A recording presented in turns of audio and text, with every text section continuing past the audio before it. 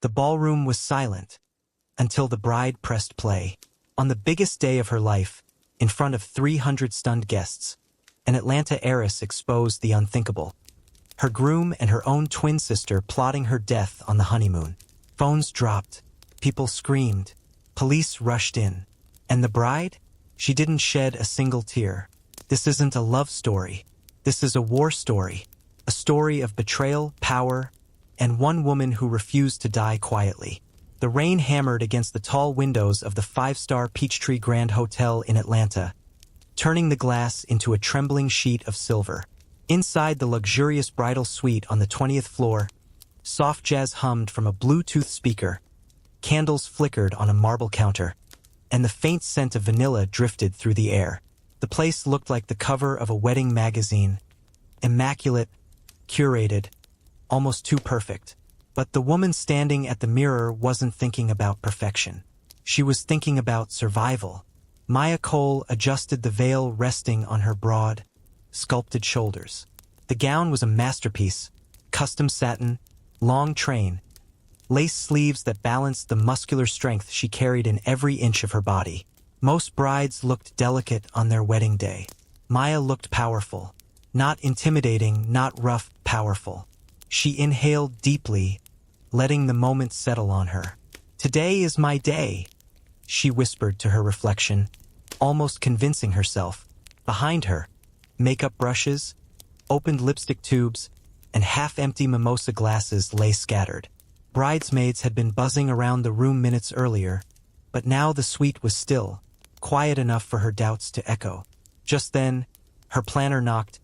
10 minutes, Maya. Got it?" she called back, but her voice wavered. She wasn't supposed to feel this nervous. She could deadlift more than most men.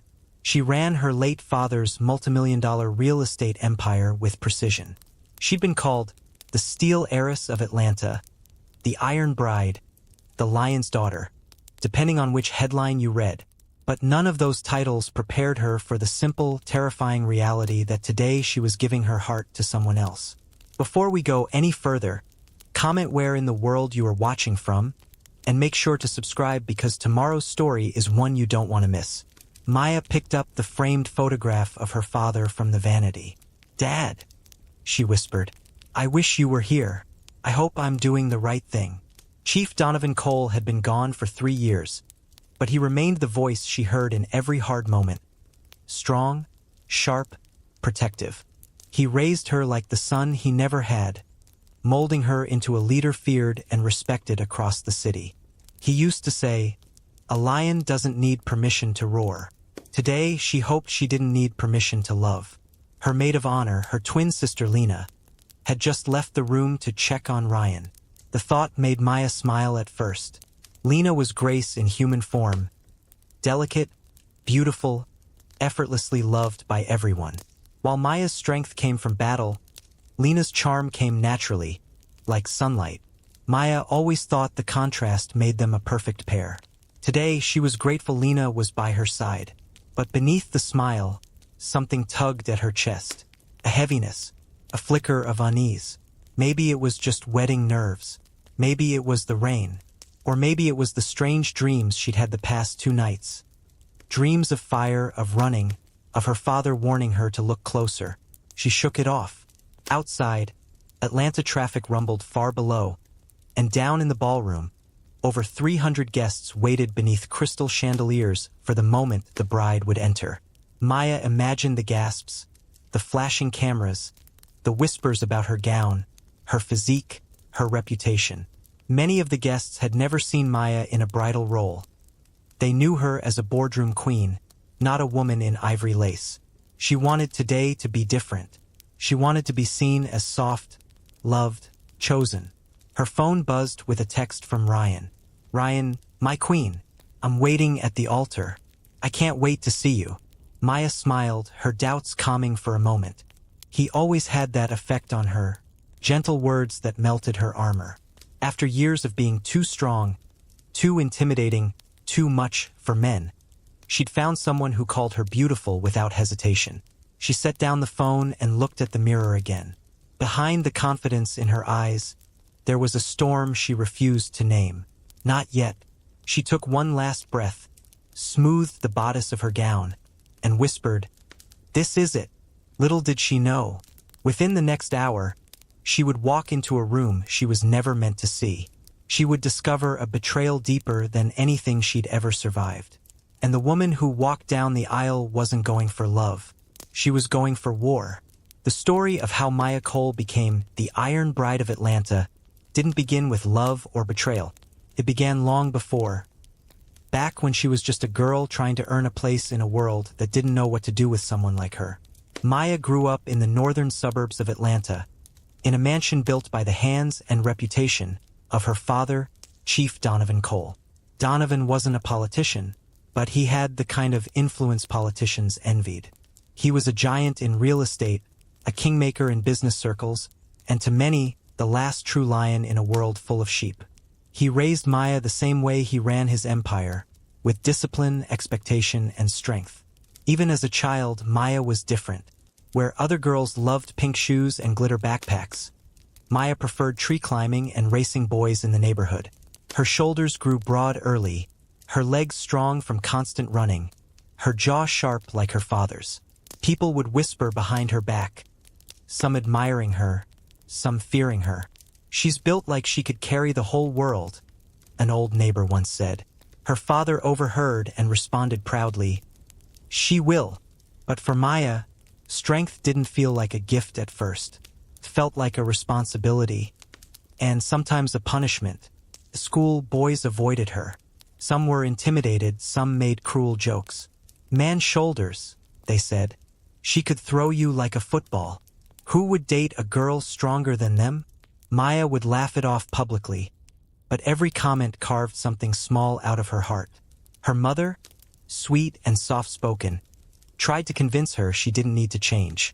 But Donovan had a different philosophy. He believed life respected power, not softness, not even for women. "People won't hand you respect," he told her once. "You take it. You build it. You become so capable that no one dares question your worth." So she trained. Every morning at 5 a.m., she joined her father in the private gym. He lifted. She lifted. He ran. She ran until her legs burned. At 16, she could squat more than most grown men. By 18, her physique drew stares wherever she went. Not because she was odd, but because she was extraordinary. She loved her father deeply, but she couldn't shake the memory of overhearing him on the phone one night. "If only I had a son. Someone to carry the Cole legacy." She never unheard that sentence. Never forgot how it cut her right down the middle. The next morning, she trained harder than she ever had before. Not to impress him, not to be a son, but to prove she was enough. Over the next few years, Maya transformed completely, body, mind, and reputation. She became a pillar of the family businesses. She stepped into rooms filled with older, wealthier men and commanded attention with her confidence. She learned the art of negotiation, the sharpness of strategy, and the power of presence. By 24, after her father's sudden passing, she inherited the empire he built. The world doubted her. "A young woman can't handle an empire. She's too emotional. She won't last a year. Her muscles won't save her in a boardroom." They were wrong. Maya stepped into leadership like she was born for it. She held emergency board meetings, reorganized the entire structure, and fired every leech her father was too patient to cut loose. Within 12 months, profits doubled. Articles began calling her the Iron Heiress of Atlanta, the Steel Lioness, the daughter who became the sun. But even iron rusts, even steel bends, and at night, behind locked doors, the powerful Maya Cole unraveled. She removed her blazer, stared at her reflection, and wondered if anyone would ever love the real her. Not the CEO, not the warrior, not the muscular headline, just her. Every woman she knew was dating, engaged, building families. But Maya, her strength intimidated people. Men flirted with her sister Lena, but never with her. They admired her, but from a distance, like someone admiring a trophy behind glass. She pretended she didn't care, but she did. Chipped at her slowly, year after year. Until one night in Miami, at a business awards gala, she met Ryan Brooks. Charming, confident, a smile that didn't look down on her nor shrink beneath her presence. He shook her hand without hesitation, looked her directly in the eyes, and said, "I've read about you. You're bold. You're fierce. And honestly, I like that." Those were the first words a man had spoken to her in years that didn't feel filtered. For the first time since her father's death, Maya felt seen. Not in a boardroom way, not in a reputation way, but in a way she'd longed for. Like a woman, that was the beginning of everything, her hope, her vulnerability, her trust, and eventually, her heartbreak, because the strength that protected her for so long would blind her to the two people who knew exactly how to use her heart against her. Her sister, and the man she believed was her future. Or most of their lives, people spoke of Maya and Lena Cole as if they were opposites extracted from the same body. Twins, but that was where the similarities ended. Maya was the storm. Lena was the calm. Maya built walls. Lena opened doors effortlessly. Maya commanded rooms.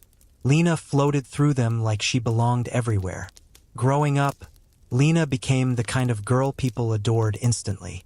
She had soft features, a gentle voice, and a sweetness that made strangers trust her without question. While Maya inherited their father's sharpness, Lena took after their mother, warm, graceful, delicate enough to make men want to protect her.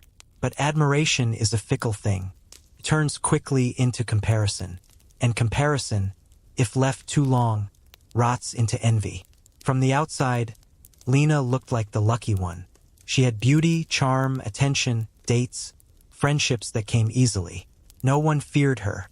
No one whispered behind her back that she looked too strong, too intimidating, or too much. But think about this. What happens when the person you secretly envy, quietly resent, starts becoming the one everyone respects? That was what happened as Maya rose through the company after their father passed. Lena watched the world shift. Suddenly, it was Maya everyone admired. Maya who was on magazine covers. Maya who executives bowed to. Maya who people spoke about with awe and fear. And Lena? She was simply the pretty twin. She hid the jealousy well.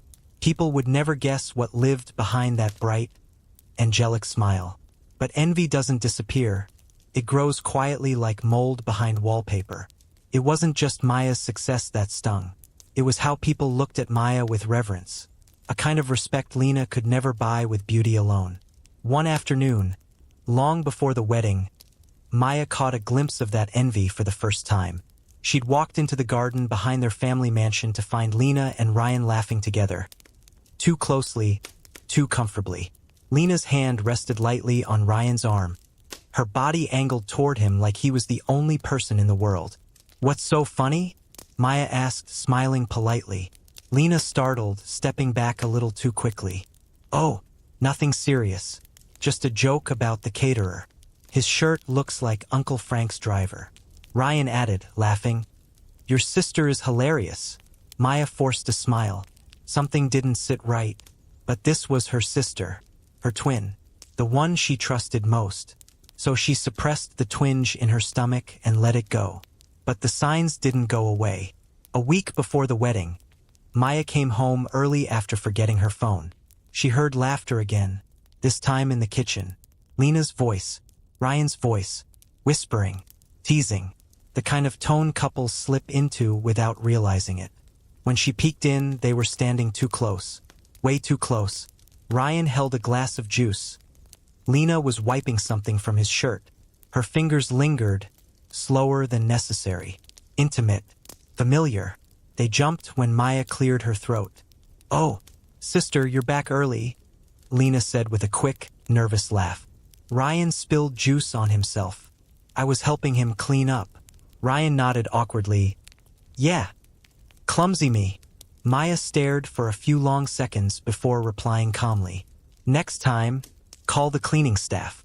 Then she walked out without another word, her heart tight but her face unreadable. That night, Ryan tried to reassure her. "You're jealous," he teased softly. "I didn't say that," Maya replied. "I'm marrying you," he insisted. not anyone else. He kissed her forehead. His voice was convincing, his eyes steady. Maya believed him, but something had changed inside Lena that night, something irreversible. Because beneath the surface, Lena had already fallen into a wild, dangerous desire she had kept hidden for months. She wanted what Maya had, all of it, the respect, the legacy, and now the love. Behind her polite smile, Lena carried a secret resentment. Why does Maya get everything? Why does she deserve the power, the fear, the admiration, the loyalty? And now even a man like Ryan. Lena had spent her entire life in Maya's shadow. And when she realized Ryan was charmed not just by Maya, but also by her, that shadow began to thicken. Their affair didn't start with passion. It started with curiosity, a moment held too long, a conversation that felt too intimate, a glance that crossed a boundary. And once a boundary breaks, especially between twins, nothing is ever the same. Lena wasn't just jealous. She was hungry for a life where she wasn't the second choice. Hungry for a future where she wasn't introduced as Maya's twin sister. Hungry for a man who made her feel important in ways she had never felt before. She told herself she was stealing back what should have been hers. But what she really stole was her own humanity. As the wedding approached, the secret between her and Ryan grew heavier, twisted her smile. It darkened her thoughts, carved a hole where her conscience used to be. And while Maya slept peacefully, dreaming of family and love, Lena lay awake beside her phone, replaying moments she should have never created, whispering to herself, "For once, I want to be the one who wins." She had no idea that the price of that victory would ruin her life. And Maya? She had no idea that the person she trusted most was already planning the betrayal that would reshape everything. Before Ryan Brooks ever stepped into Maya's life, she thought she finally understood the rhythm of her world. Work, power, discipline, control. She believed love simply wasn't meant for someone built like her. Too strong, too forward, too intimidating for the fragile egos of the men she encountered. Then Ryan arrived like a warm breeze sweeping through a room that had been sealed too long. They met at a business awards gala in Miami.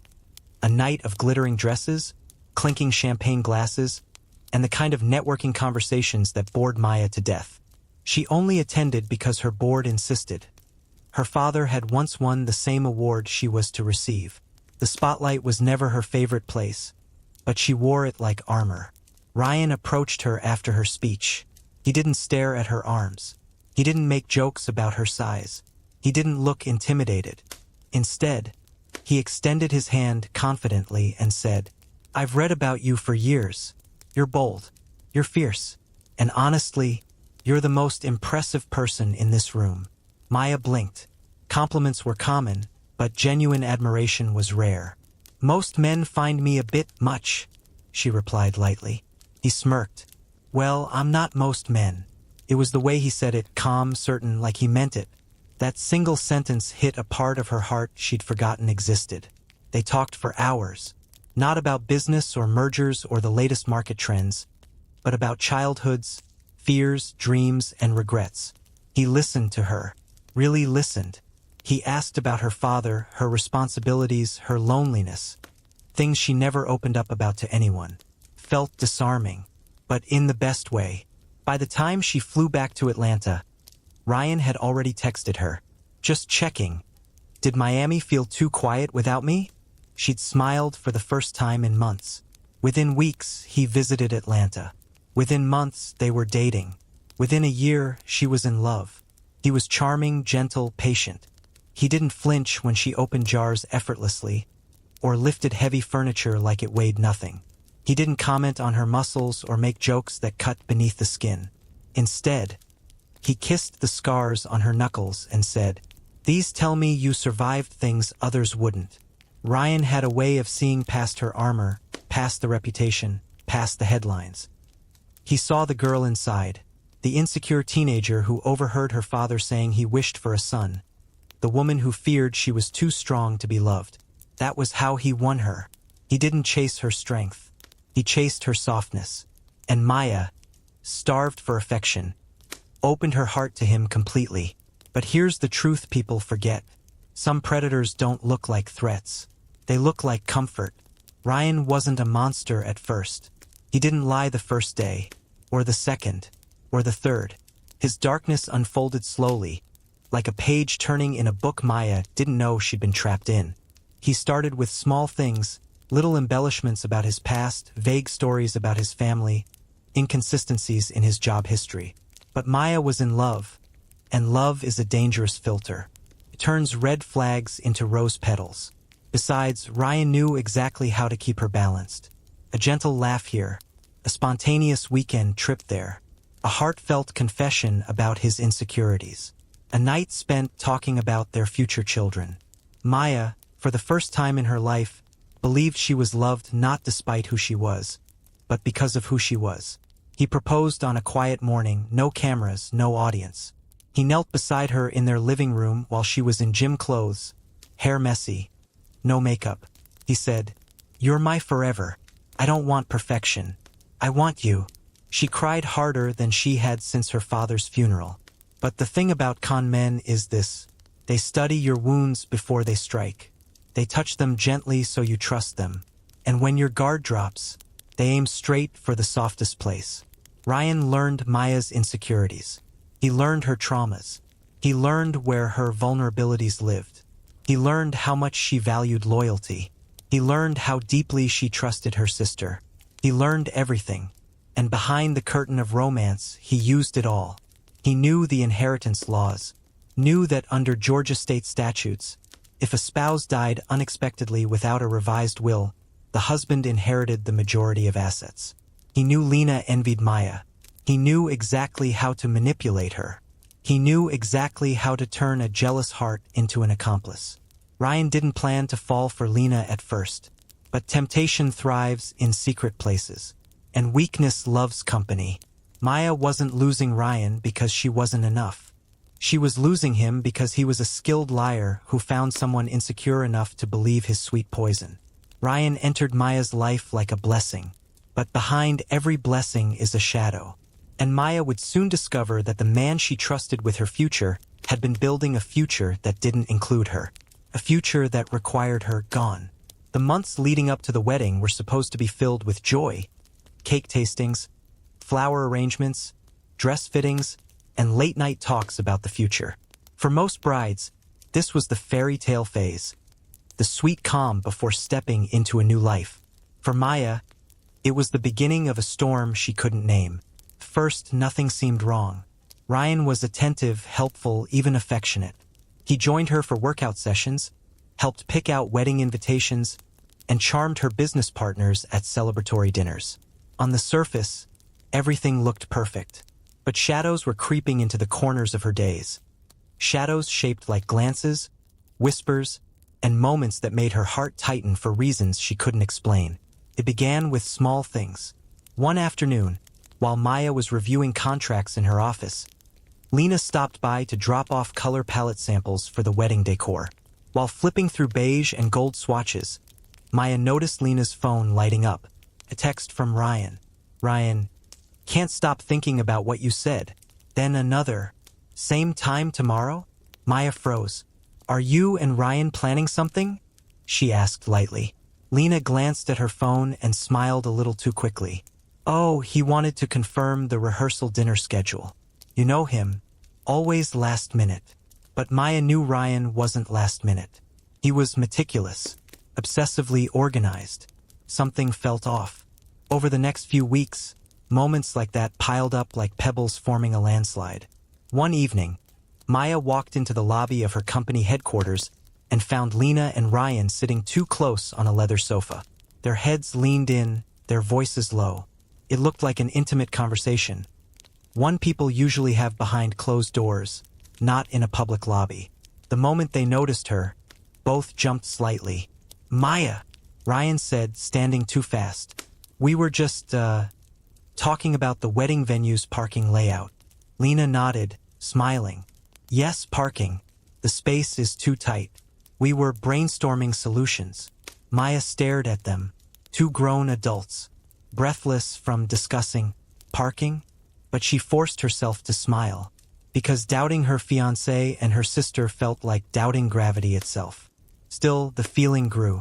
Another time, she walked into a cake-tasting session only to find Lena feeding Ryan a spoonful of frosting, laughing when he pretended to choke.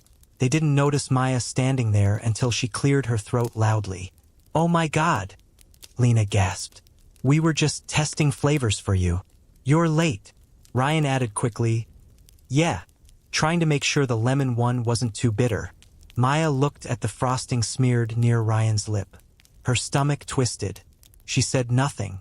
Silence was easier than accusation, easier than losing everything. But at night, the uneasiness followed her like a shadow sliding across the ceiling. Ryan tried to soothe her fears. "You overthink things," he whispered one night, brushing her cheek. "Planning a wedding is stressful. Lena's just helping. You're imagining things. You're tired. Don't ruin this with suspicion." The last sentence hit something deep inside her chest. Don't ruin this. Her father used to say that right before tough arguments. It triggered an old wound. So she let Ryan talk her down. She let Lena smile sweetly as if nothing was ever wrong. She let the doubts sit quietly in the back of her mind, like a locked door she refused to open. But intuition kept knocking. The biggest warning came 2 weeks before the wedding. Maya had invited a few bridesmaids to a spa day. When she stepped out of the sauna, she overheard 2 attendants whispering near the water cooler. "That groom is a flirt," one said. "He was here with a woman last week," the other replied. "Not the bride. The other one, her sister, I think." Maya paused mid-step. Her heart dropped to the floor. She approached them calmly, politely, deadly. "Excuse me, who did you say he was here with?" They froze. I'm sorry, ma'am, we weren't trying to." "It's fine," Maya said smoothly. "Answer the question." The younger woman swallowed hard. The groom, Ryan Brooks. He came in with a woman who looked like you, but softer features. We assumed, sister." Maya forced a smile. "Thank you for telling me." But inside something split. When she confronted Lena later, Lena rolled her eyes dramatically. "Oh, come on, Maya. You think I'm sneaking around with your fiancé? Really? That's insulting." Ryan chimed in. "We only went to check the place for your bridal package. We wanted it to be a surprise." Lena folded her arms. "Maybe you should trust us instead of assuming the worst." Ryan added softly, "You know we love you, right?" Maya nodded, apologized even. And that was the moment she began gaslighting herself. "They're right. I'm being paranoid. I'm ruining things. I'm too suspicious. I need to relax." But the body doesn't lie. The heart doesn't lie. And in the final days before the wedding, Maya found herself waking up in the middle of the night, chest tight, breath uneven. Her intuition screaming louder than her mind could silence. Something was wrong, deeply wrong. But she didn't know yet that the truth was darker than betrayal. It was criminal, life-threatening. Because while Maya doubted herself, Ryan and Lena were making plans in the shadows. Plans that had nothing to do with cake flavors or wedding decor. Plans for a future that no longer included Maya. Plans for a honeymoon that was never meant to end with her coming home. The night before the wedding was supposed to be peaceful. A moment of stillness before vows, family toasts, and dancing under chandeliers. Brides across the country were sleeping with face masks on, laughing with bridesmaids, sipping chamomile tea to calm their nerves. But while Maya lay in her luxury suite praying for happiness, the 2 people she loved most were in another part of the hotel, writing the opening lines of her downfall. The Peachtree Grand Hotel was quiet at midnight, its hallways dimly lit with soft gold sconces. Most guests were asleep, exhausted from rehearsals and pre-wedding celebrations. But on the 15th floor, behind a door marked 1507, whispers leaked into the silence. Ryan opened the door just wide enough for Lena to slip inside. She wore a light robe, hair damp from a recent shower, eyes wary as she scanned the hallway before closing the door behind her. "You shouldn't have texted me this late," she whispered sharply. Ryan smirked. "Relax. Everyone's drunk from the rehearsal dinner. No one cares where you are." Lena sighed and crossed her arms. If Maya sees us together again, she won't. Ryan cut in. She's too busy being the perfect bride. Lena flinched at the jab. You don't have to say it like that. Ryan stepped closer, gently lifting her chin with one hand. Then don't make this harder. You knew what we were doing when this started. She did, but knowing didn't make it less painful. Lena hated the way her stomach twisted whenever Maya's name came up. Hated the guilt that stabbed her when she saw her sister smile. But she hated something else even more. Maya's power, Maya's respect, Maya's effortless command of attention. Even now, on the eve of her wedding, Maya was the center of everything. Every conversation, every camera lens, every whispered admiration. Lena felt like a shadow in a white dress that belonged to someone else. Ryan sat on the edge of the bed and opened a folder he'd kept hidden in his luggage. Inside were documents, printouts, bank statements, details about Maya's estate, her company, her assets. Lena's throat tightened as she looked at them. This still feels wrong, she murmured. Ryan laughed under his breath. Wrong? Lena, please. You think Maya needs all this? You think she even cares about her money? She barely spends anything. She lives like a monk with a nicer wardrobe. That's not the point, Lena snapped, her voice trembling. She trusts me. And that, Ryan said, leaning back, is exactly why this works.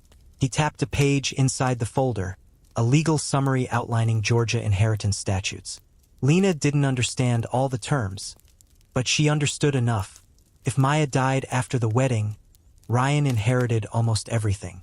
Once we're married, he said, we go on the honeymoon. I'll handle the rest. Lena shook her head quickly. Stop. I told you I didn't sign up for killing her. I thought. You thought what? Ryan asked coldly.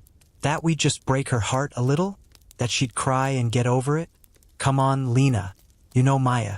If she finds out about us, she'll destroy both of us. Lena swallowed, because he was right. Maya wasn't the kind of woman you betrayed lightly. Maya was a storm waiting for a direction. And hell hath no fury like a strong woman who finally sees the truth. Lena sat down on the edge of the bed, shaking. I just wanted. Ryan interrupted. You wanted to win. You wanted a life that wasn't always in her shadow. That's why we're here. He wrapped an arm around her, his voice soft and poisonous. And when this is over, it's you and me. No more living second to Maya. You'll finally have your own life, your own spotlight, your own future. She leaned into him, desperate for comfort, desperate to believe the lies she'd told herself for months. But there was a part of her, a small, terrified part, that knew she'd gone too far, that she'd crossed a line she could never step back over. Ryan kissed her forehead. Everything is ready. The resort staff in Mexico thinks we're adventurous. They've already arranged a private cliff diving experience. One slip, the ocean takes her. Lena's blood ran cold. She whispered, Ryan, please. He cupped her face. Do you want me? Or do you want your sister to keep everything while you get nothing? The question sliced through her like a blade. Meanwhile, on the 20th floor, Maya stood alone in her suite, staring out at the rain streaking down the window. She had just finished praying silently, asking her father, wherever he was, to guide her, to protect her, to let her enter marriage with a heart free of fear. She didn't know that the two people she prayed for were downstairs plotting her death. She didn't know that while she folded her dress carefully and placed her veil beside her jewelry box, Ryan and Lena were whispering about inheritance, timing, and disguising murder as an accident. She didn't know that the soft thunder outside her window wasn't just a storm. It was a warning, one she wasn't ready to hear. Not yet, because before the truth reveals itself, betrayal always hides behind tender voices, stolen glances, and promises that taste sweet even while they rot the soul. And in room 1507, betrayal was fully awake. The morning of the wedding arrived wrapped in rain clouds, thick enough to swallow the Atlanta skyline. Most brides would panic over the weather. Bad luck, ruined photos, delayed guests. But Maya barely noticed the storm. Her mind was focused, steady, almost serene. Or maybe that was just the numbness she had learned to wear like armor. Her hair was pinned. Her gown was steamed. Her bouquet was waiting downstairs. Every detail of the day had been executed flawlessly. But as she walked down the hallway from her suite toward the elevator, a strange instinct tugged at her chest. An invisible thread pulling her somewhere she hadn't planned to go. "Just get to the ballroom," she muttered to herself. "Everything's fine." But her feet didn't listen. Instead of turning left toward the elevators, she turned right, down the quieter hallway that led toward the guest suites. She didn't know why, didn't understand why her heart picked up speed, didn't understand why the air suddenly felt sharp in her lungs. Some people call it intuition. Some call it divine intervention.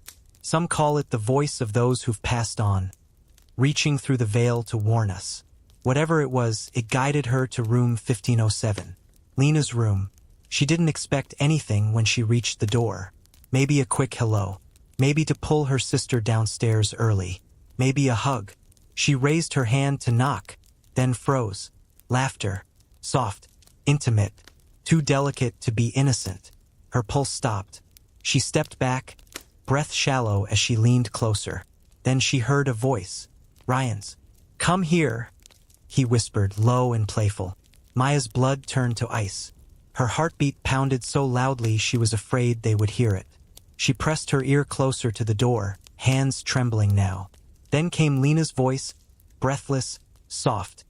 The voice Maya had trusted her entire life. "Stop, Ryan. If she hears us." "She won't," Ryan said confidently. "She believes everything we say." A sound came next, a muffled gasp, followed by a quiet moan. Maya's grip on her bouquet tightened so hard a few petals snapped off and drifted to the carpet. Her mind fractured. She didn't cry, didn't scream, didn't run. She just went still, completely still, not like a heartbroken woman, like a predator. Her breathing slowed, her eyes sharpened, her emotions vanished behind a wall of icy focus. She reached for the doorknob. It wasn't locked. She pushed it open slowly, silently, the way her father taught her to approach dangerous rooms. The door swung inward, and there they were. Lena stood at the foot of the bed, wearing a silk robe loosely tied. Ryan stood close behind her, shirt unbuttoned, belt undone. They weren't fully exposed, just enough to reveal everything Maya needed to know. They froze when they saw her. The room collapsed into silence. Maya stood framed by the doorway, stunning in her wedding gown. White lace, long train, veil still lifted. She looked like a queen arriving at the execution of her enemies. She didn't blink, didn't breathe, didn't move. Ryan's mouth opened, a desperate attempt to find an excuse. "Maya, this isn't." But Maya raised one hand sharply. He shut up instantly. Her voice, when it finally came, was soft, too soft. "Continue." They both stared at her in horror. What?" Lena whispered, stepping back. "Continue," Maya repeated, her expression blank. "Whatever you were doing, don't stop on my account." Her voice was calm in a way that made the room colder. Lena's lip trembled. "Maya, it's not what?" "Don't lie," Maya said quietly. "Not today." She stepped into the room and closed the door behind her with a gentle click. Ryan swallowed hard, sweat forming at his hairline. We can explain." Maya tilted her head. "No, I don't need explanations. I already heard them." Their faces went pale. She'd heard more than they ever intended. Lena tried again. "Maya, please. I didn't mean." "Don't." The single word was enough to silence her. Maya wasn't crying. She wasn't shaking. She wasn't screaming. And that terrified them far more than any explosion of rage could. She walked slowly around the room, picking up items. A champagne glass, a lipstick tube, Ryan's watch lying on the nightstand. "You lost this," she murmured, tossing the watch lightly toward him. Ryan fumbled to catch it. Her eyes drifted to her sister, the twin who shared her DNA, the twin who shared her childhood, the twin who was supposed to stand beside her as she said her vows. "On my wedding day," Maya said softly, You chose this. Lena's knees buckled. She sank onto the bed. I'm sorry. I'm so sorry. Maya didn't respond. Instead, she straightened the bodice of her gown, brushed a stray hair from her face, and looked at her reflection in the room's mirror. No tears, no mascara streaks, no heartbreak showing. Only a woman carved in steel. Finally, she turned to them. Get dressed, she said calmly. Ryan blinked. Why, where are we? You're both coming downstairs, Maya said. The guests are waiting. You can't be serious, Lena whispered. But Maya smiled gently, the coldest smile they had ever seen. Oh, I'm very serious. She moved to the door, opened it, and looked back for one last moment. You wanted my life, she said. Today, you'll see exactly what it feels like to stand in front of hundreds of people and have everything taken from you. Then she walked out. Her wedding had just become her battlefield, and she was done being the victim. When Maya stepped out of room 1507, the hallway felt colder than before. Sharp, metallic, as if the air itself sensed what she had just witnessed. The carpet beneath her heels muffled every step. The storm outside drummed relentlessly against the windows, and the bouquet she clutched was missing petals she didn't even remember crushing. She didn't look back. Behind her, Lena was crying softly, Ryan was panicking, and the air was thick with fear. But none of that mattered now. The betrayal was already burned into her bones. As she walked toward the elevator, she felt something changing inside her. Something heavy cracking open. She expected heartbreak, screaming, maybe even collapse. But instead, a strange calm settled over her. Not peaceful, not comforting, deadly. Because some heartbreaks don't shatter you. They sharpen you. By the time the elevator dinged, Maya's mind had turned from shock to strategy. They tried to take everything from me. They wanted my life, my legacy, my future. They thought I wouldn't notice, wouldn't fight back. A slow breath left her chest as the elevator doors opened. They're about to learn who I really am. The descent from the 15th to the ground floor felt like descending into a battlefield. The soft jazz music playing in the elevator clashed violently with her thoughts. She stared at her reflection in the elevator's mirrored walls. Her wedding gown flawless, makeup flawless, posture flawless. But her eyes were on fire. Not the kind of fire that destroys, the kind that exposes. Back in room 1507, she had said only one sentence that mattered. You're both coming downstairs. And she meant it, because truth meant nothing if it stayed behind closed doors. Maya had been humiliated quietly for months. Gaslit, lied to, manipulated. She wasn't going to let the truth die quietly too. When the elevator doors slid open to the lobby, a young attendant froze mid-step. Oh, Miss Cole, you look beautiful, glowing, like a bride? No, not today. Powerful, he finished, his voice trembling slightly. Maya gave him a curt nod. Send security to the 15th floor, she said calmly. The attendant blinked. Is everything all right? Not yet, she replied. But it will be. She didn't stay for questions. She walked toward the ballroom with a grace that made heads turn. Guests gasped when they saw her. Phones lifted into the air. Gasps spread like ripples across a pond. She looks stunning. She's early. She seems intense. Is everything okay? Even in chaos, Maya commanded attention, just as her father taught her. The ballroom was breathtaking. White roses, gold detailing, 1,000 tiny lights hanging like stars. Hundreds of guests filled the chairs, murmuring as Maya entered from the side door instead of the bridal entrance. The officiant looked confused. The musicians faltered mid-note. Her bridesmaids stared in shock. Her mother-in-law-to-be blinked rapidly, and Ryan's groomsmen exchanged confused glances. Then someone whispered, "Where's the groom?" Maya didn't answer. She simply walked down the aisle, not toward the altar, but toward the stage at the front of the reception space, where the microphone was. People watched with curiosity, confusion, and awe. Then the back doors opened. Lena and Ryan stepped in. Gasps erupted instantly. Lena's eyes were red and swollen, her hair messy, her robe swapped for a borrowed cocktail dress that didn't fit perfectly. Ryan looked pale, sweating, and visibly shaking. His suit was wrinkled, tie crooked, guilt written all over his face. They didn't look like a bridesmaid and groom. They looked like criminals walking into judgment. Maya turned her head slightly when she heard the commotion, and when she saw the panic on their faces, something coldly triumphant flickered across her expression. Good. Let them feel a fraction of what she felt. Ryan tried to speak from across the room. Maya, please, let's talk. Maya cut him off with one glance. Every guest fell silent. The room felt electrified, as if everyone could feel the pressure building. Even the storm outside seemed to quiet down, waiting. Maya stepped to the microphone, her voice steady, deep, resonant. "Good afternoon, everyone," she said. "Thank you for being here, truly." Polite murmur spread. "But before we continue, before any vows are spoken, there's something you all need to see." Her words echoed across the hall like a warning. Whispers erupted. Phones lifted again. Eyes widened. The wedding planner tried to step forward, but Maya raised a single hand. "Don't," she said. Something in her tone, firm, icy, unshakable, made the planner retreat immediately. Maya continued, "Love is built on truth, loyalty, respect." She paused. "I have been given none." People gasped.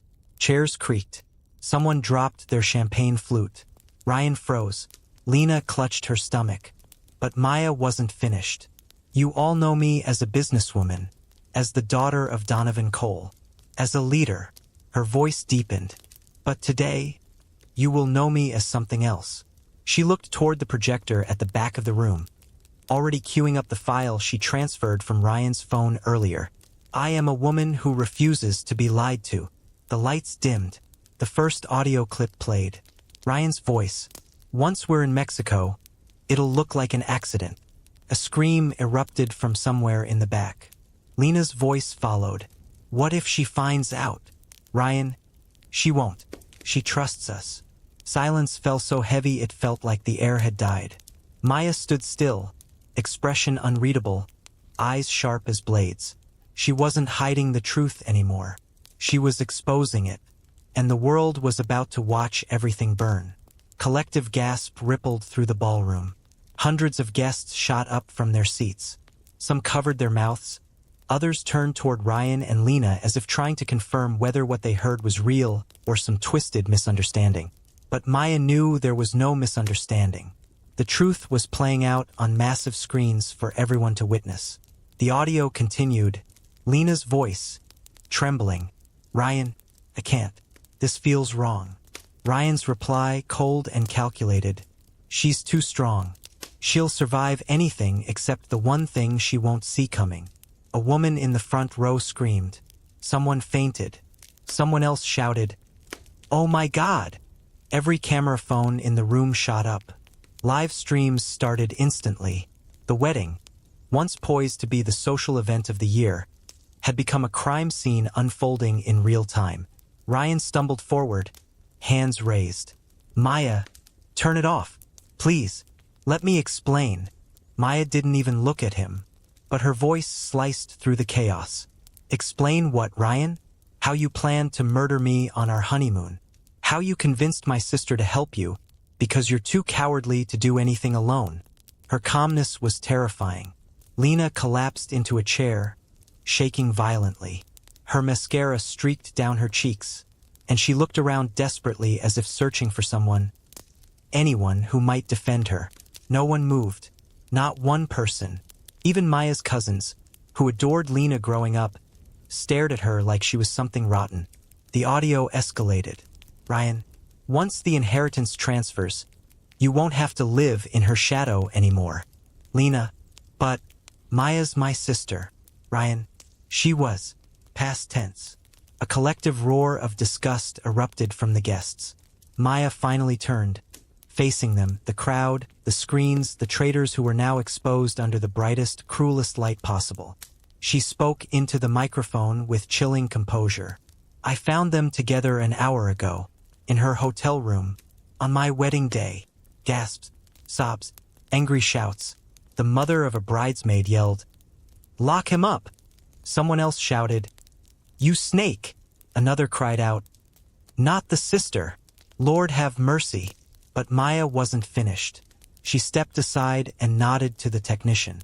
"Play the rest." The final recording began, this one even worse than the others. "Ryan, she won't fight back. She wants love too badly. That's why this works. Lena, what if she finds out? Ryan, then we're already dead." Ironically, the truth was reversed. Now that they were exposed, Maya was the one who held their fate in her hands. As the last audio note echoed, the lights flicked back on. Ryan lunged toward the stage, tears streaking his face. "Maya, please. I didn't mean any of it. I was angry. Confused. Lena seduced me. This isn't what it looks like." The crowd booed him loudly. Someone threw a napkin. Another tossed a small centerpiece.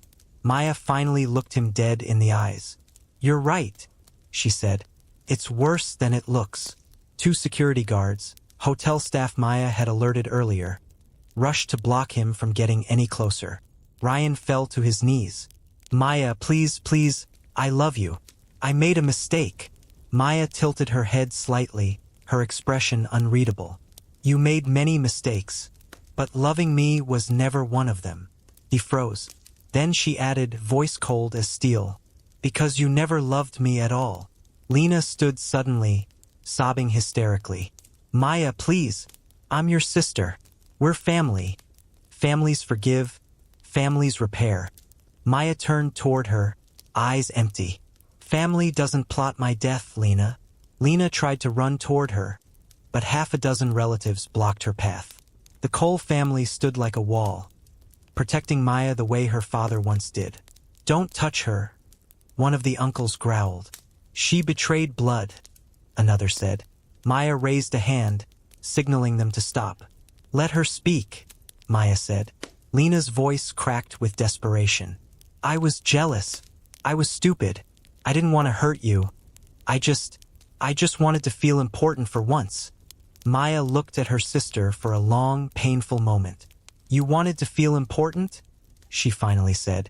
A dry, humorless smile touched her lips. "You got your wish. You're the most talked about woman in Atlanta right now." The crowd erupted with murmurs. Some furious, some in disbelief, all horrified. At that moment, police officers appeared at the doorway. Someone must have called them after the recording played. Or maybe the hotel management acted. Or maybe some wedding guest live streaming caused authorities to arrive. Regardless, they were here now, and the room shifted instantly. One officer approached Maya. "Ms. Cole, do you want to press charges?"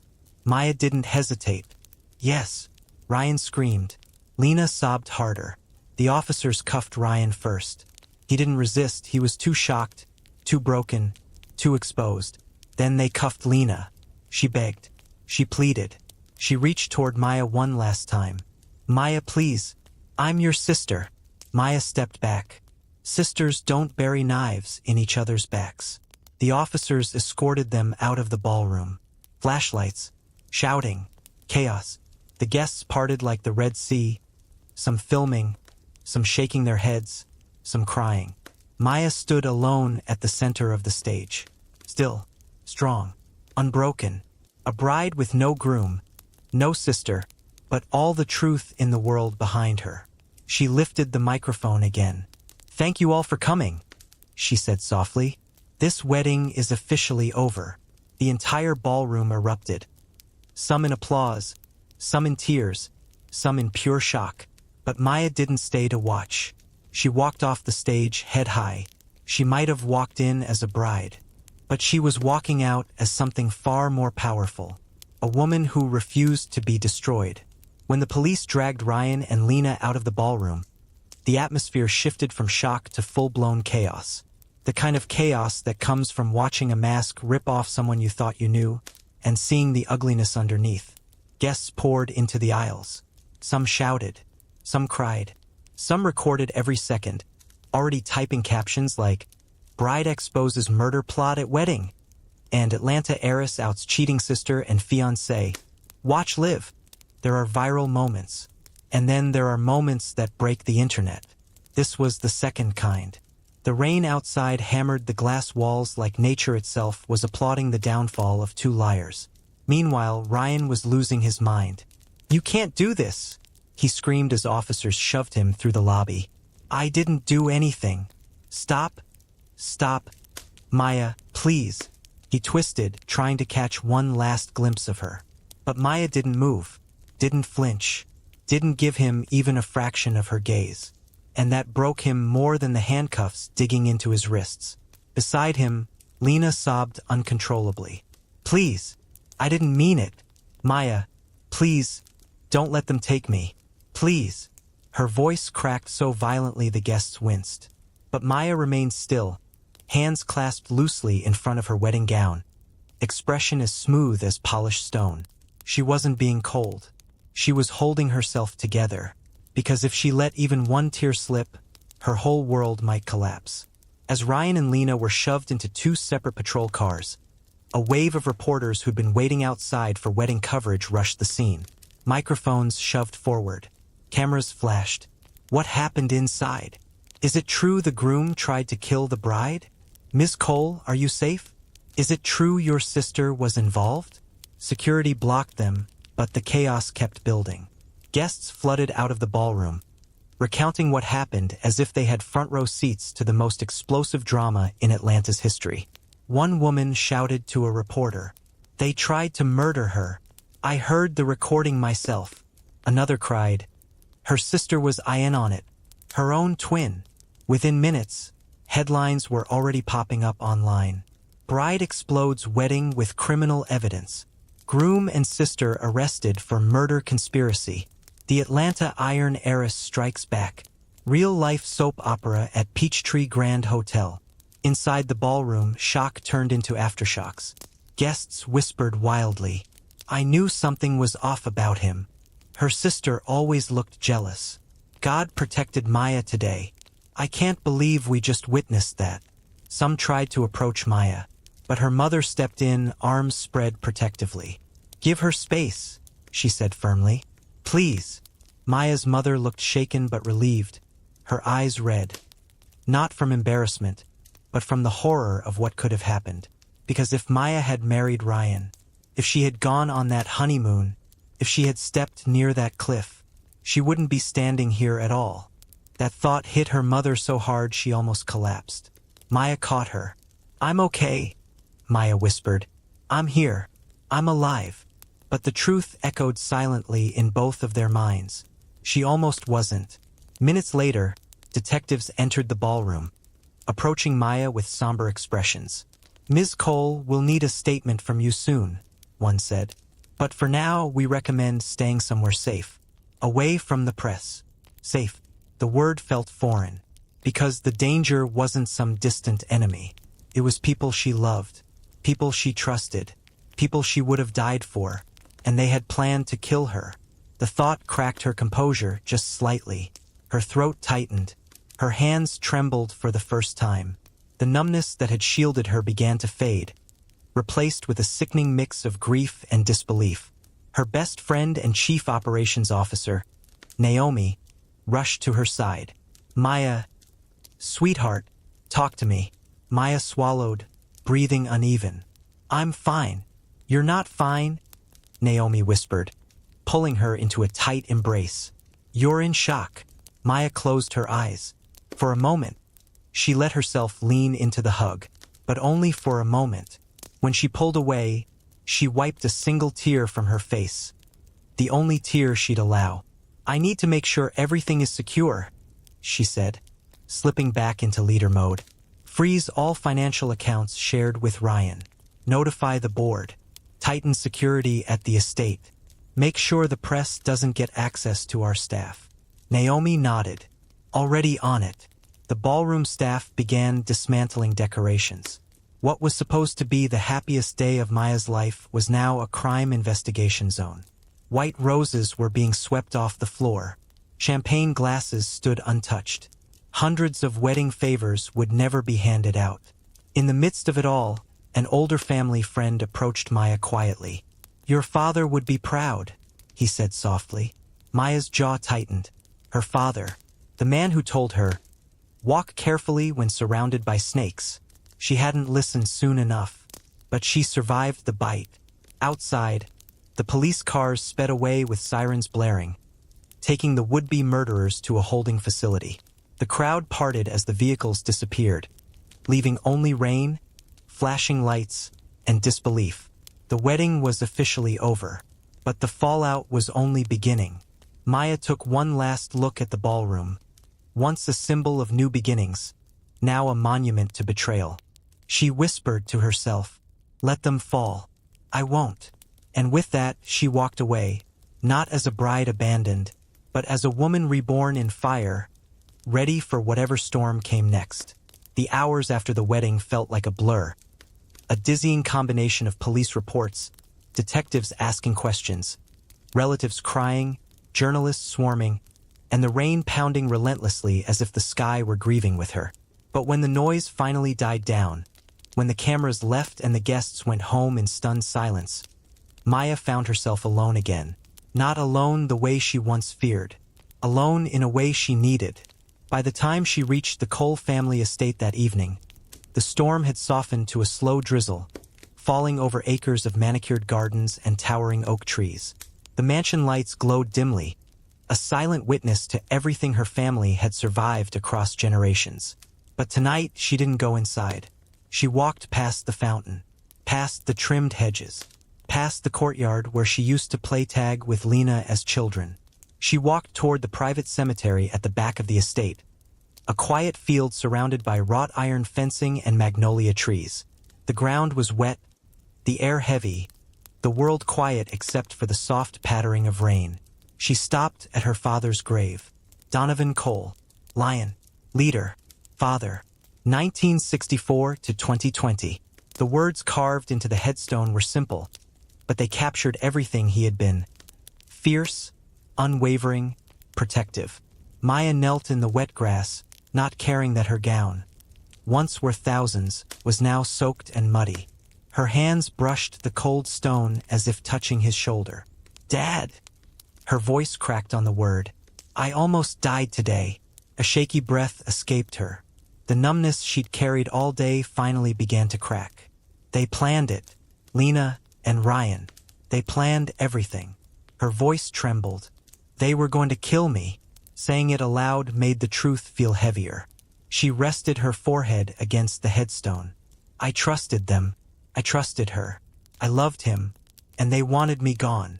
A tear slipped down her cheek, the second one she allowed that day. "You told me to watch the people closest to me. You told me a lion never ignores the grass when it moves." She swallowed hard. "I should have listened." Wind rustled through the magnolia trees, soft and low, almost like an answer. "I exposed them," she whispered, "in front of everyone, just like you would have done." Her father believed in public accountability. He believed betrayal deserved daylight, not whispers behind doors. He believed in justice, swift and undeniable. "I protected your name," she added, wiping her cheek. "They wanted everything you left me, but they didn't get it." For a moment, she closed her eyes, letting the rain cool her burning thoughts. Then she spoke again, voice steadier. "You raised me to survive anything, and today, I survived the people I never imagined I'd have to fight." She stayed there a long while, not talking, just breathing, grounding herself in the presence of the man who taught her strength before she even knew what the word meant. When she finally stood, the rain had stopped. The clouds began to break apart, revealing the faintest hint of moonlight. She looked up at it and whispered, "I'm still standing." Back at the mansion, lights flickered on inside as her mother rushed out the back door. "Maya," her mom called, voice trembling. "Sweetheart, please come inside.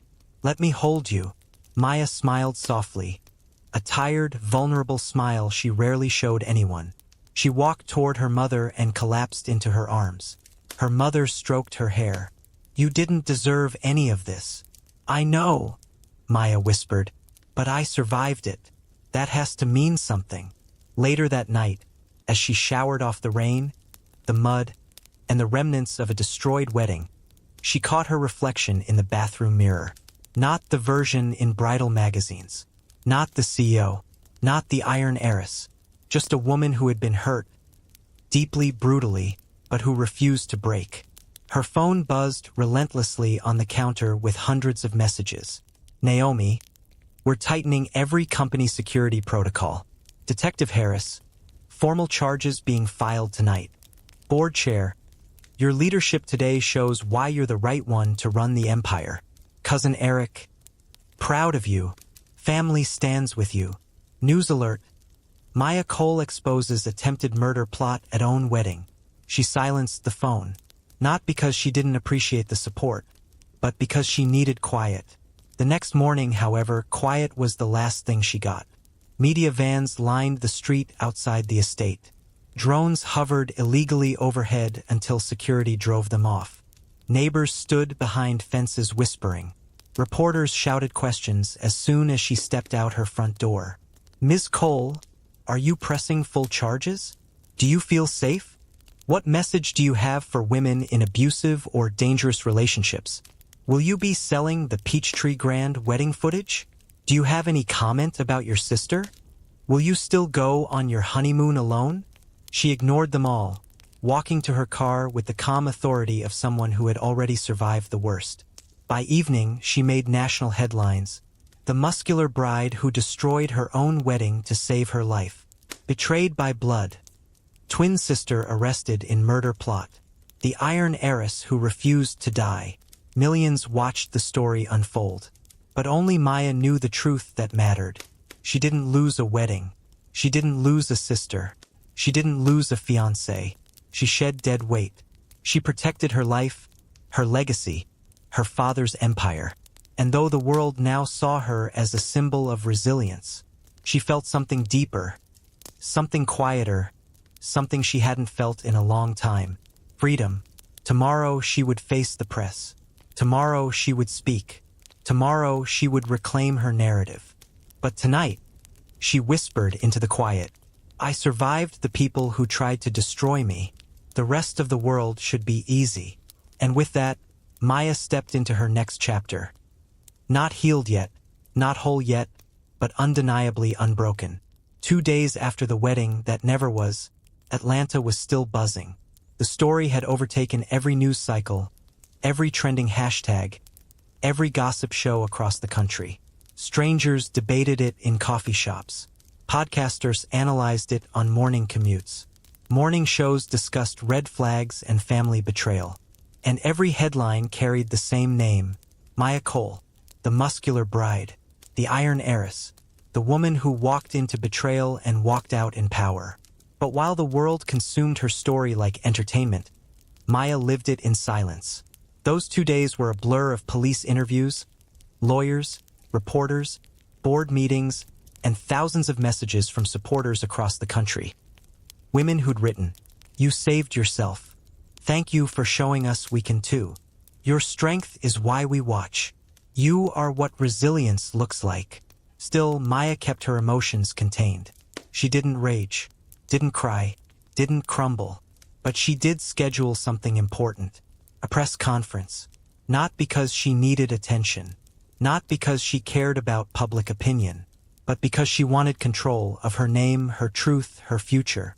The conference was held at the Cole Foundation Hall, a glass-walled building her father commissioned years ago. It was fitting, standing in a structure her father built while addressing a world he once shaped. When Maya walked onto the stage, there was no wedding gown, no veil, no jewelry, just her fitted black suit, a high ponytail, a calm, commanding presence that silenced the room instantly. The press leaned forward, cameras ready. Dozens of microphones waited in front of her. But Maya didn't speak right away. She surveyed the crowd, reporters, business leaders, community members, victims' advocates, friends, extended family. Cameras streamed her face to millions watching live. Finally, she inhaled deeply and began. Thank you all for coming. I am here today not as a bride, not as a victim, and not as a story for entertainment. I am here as a woman who survived a betrayal so deep it could have ended my life. Murmurs filled the room, but she didn't waver. What happened at my wedding was not gossip. It was not a scandal.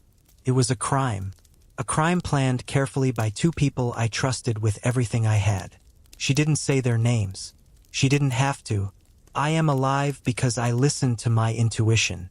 Because I paid attention when the universe whispered instead of waiting for it to scream. She paused, the weight of her next words hanging heavy. I know many of you watching are in situations where something feels wrong. You're being lied to, manipulated, diminished, maybe even endangered, and you don't know what to do. Her voice softened but grew stronger. I want you to know this. You do not owe loyalty to people who betray you.